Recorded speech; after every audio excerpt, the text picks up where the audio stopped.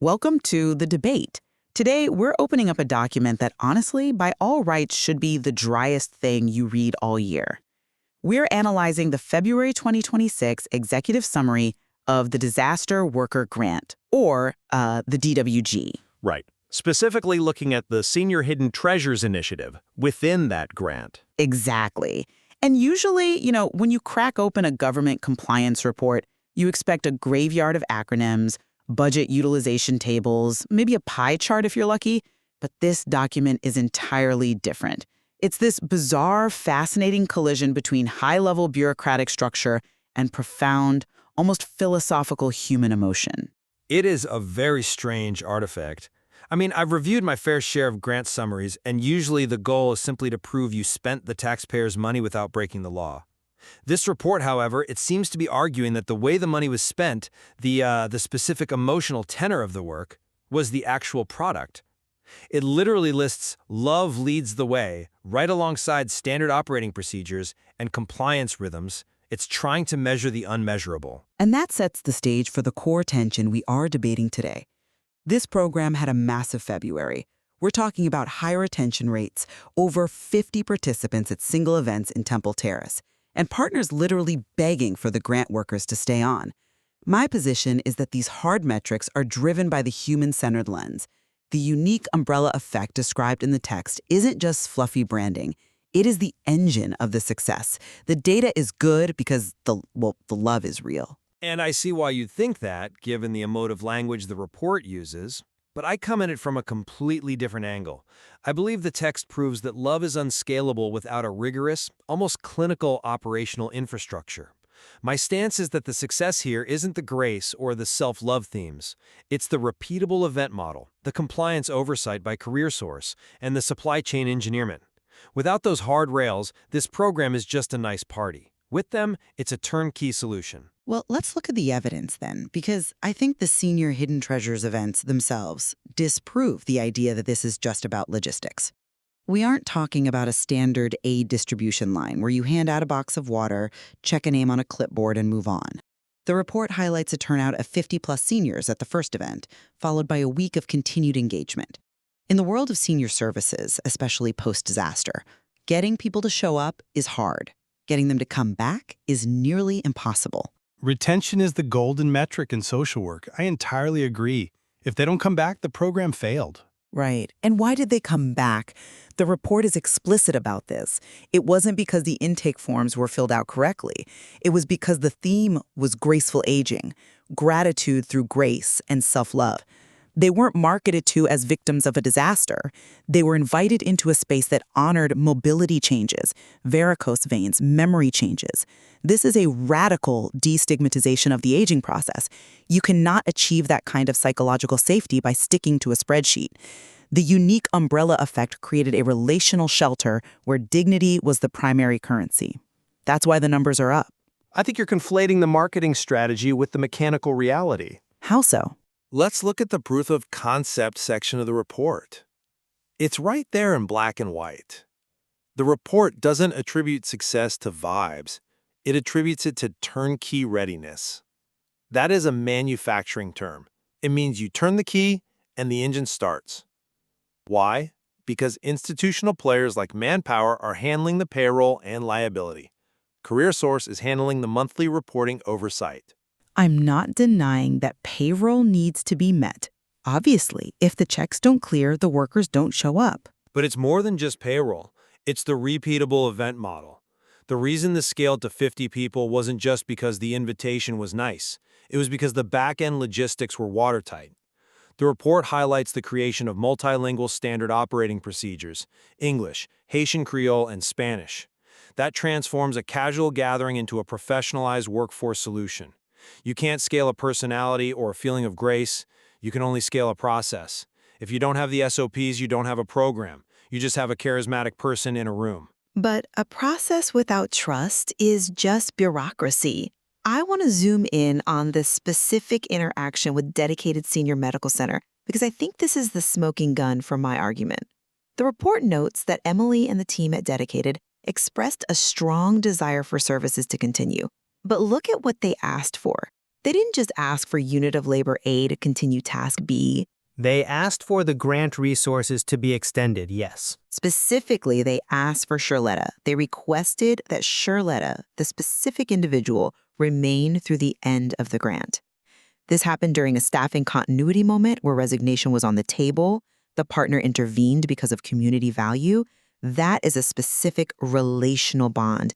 They wanted the person who had built the trust, not just a warm body filling a turnkey role. If your system is so perfect, why does the partner care which cog is in the machine? I'm sorry, but I just don't buy that interpretation. Let me tell you why. Because Charletta is the interface of that system.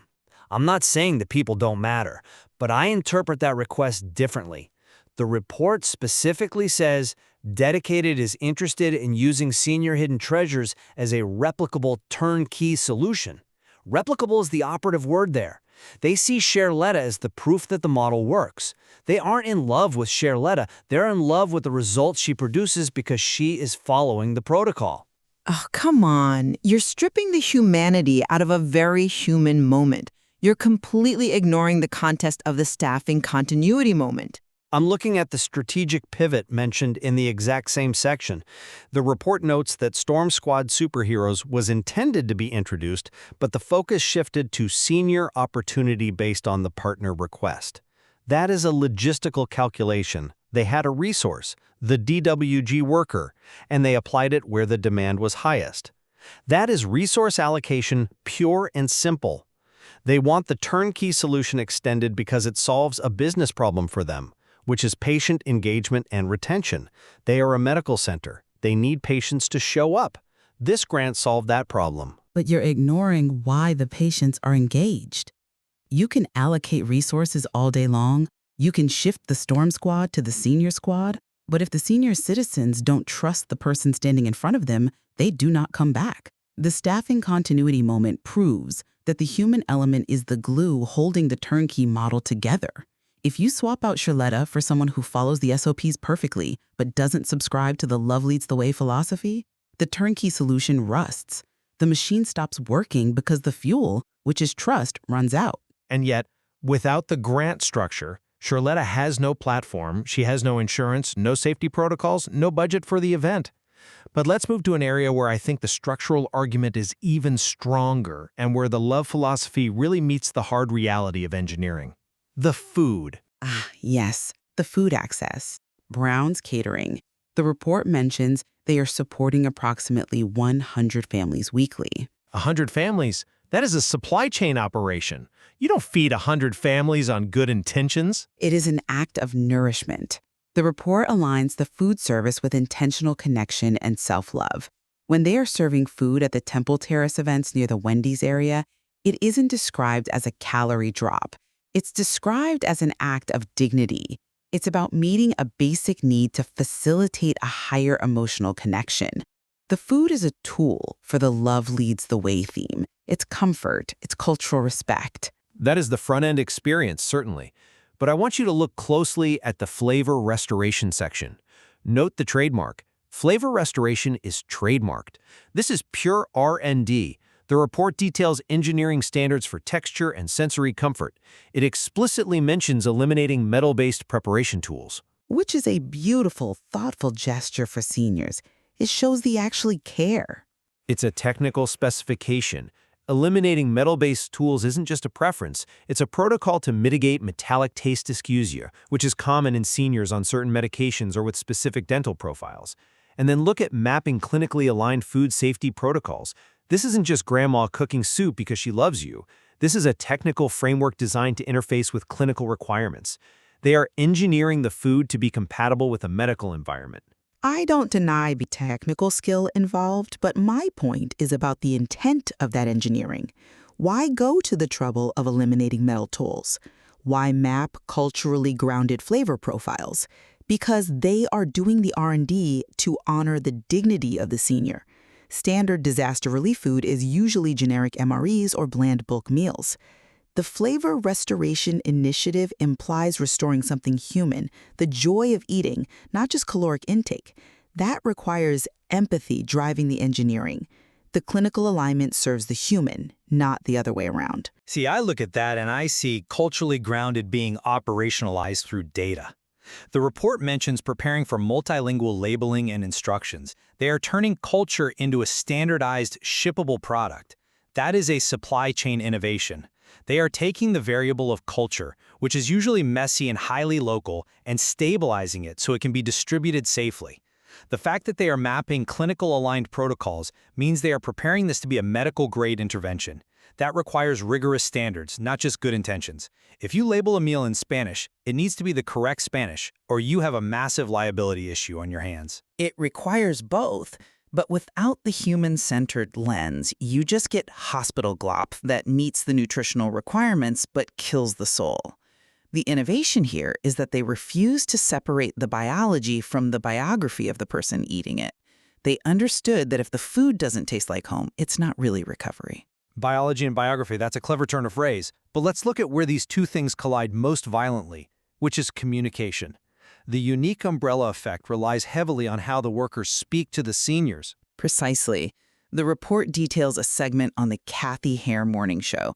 The team introduced a model for speaking to seniors, not at them. Which sounds nice on the radio. It's vital.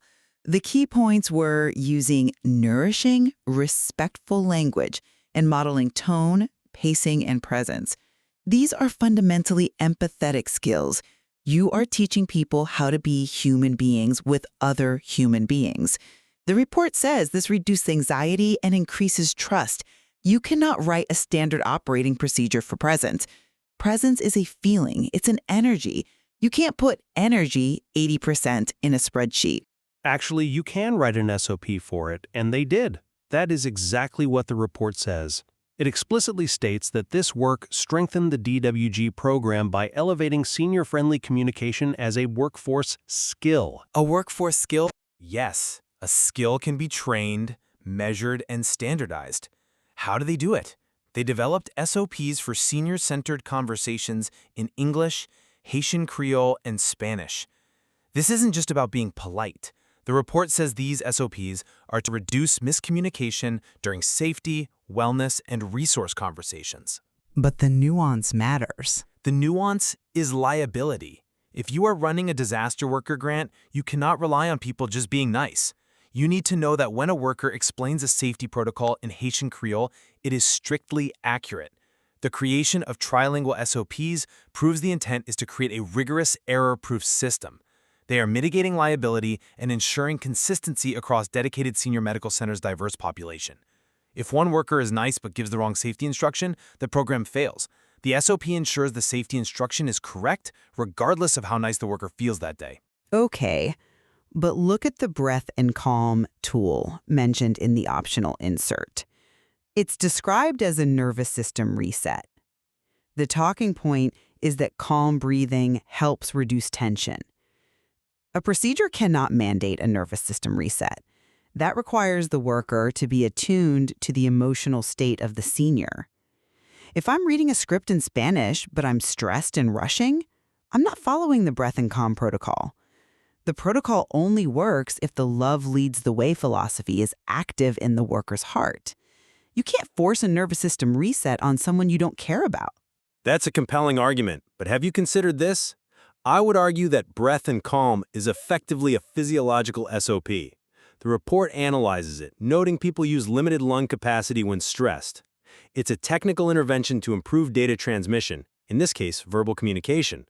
By instructing the worker to use this tool, they are optimizing the biological machinery for the conversation. It's smart, but it's still structural. It's about lowering the cortisol levels so the information can get through. Optimizing biological machinery. That is a very cold way to describe taking a deep breath with a frightened senior.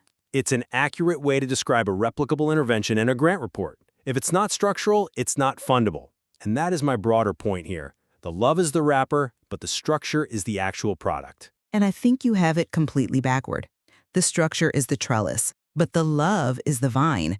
Without the vine, the trellis is just dead wood standing in a field. Well, let's look at the scalability question, because that's where this really lands. The report claims this is a proof of concept. Can you export Love Leads the Way? The report believes you can, but I will concede this one thing. You cannot export it without the right people. The success of the senior hidden treasures wasn't just the SOPs. It was the identities involved. It was Dr. Maya, Marisol, Kathy Hare. The report mentions these names for a reason. These are the carriers of the culture. But it also mentions turnkey readiness. The whole goal of a turnkey solution is that you don't need Dr. Maya or Marisol specifically. You need their playbook. If the success relies entirely on specific charismatic leaders, it's not a grant program. It's a cult of personality. The DWG ecosystem is trying to prove that you can distill that charisma into a manual. That's what turnkey means.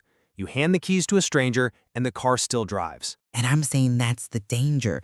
If you treat presence and grace as just another checklist item next to a wear safety vest and sign timesheet, you lose the magic. You lose the unique umbrella effect.